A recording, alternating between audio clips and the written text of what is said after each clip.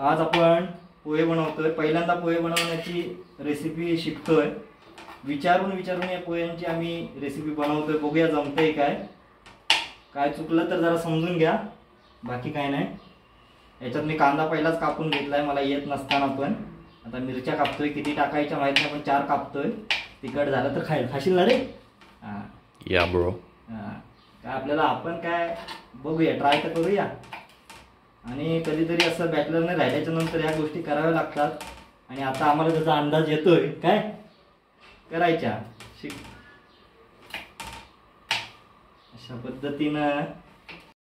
अशा पद्धतीने आपले बनले आहेत पोहे।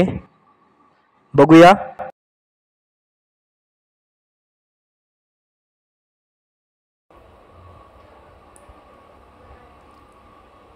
छान झालं रे।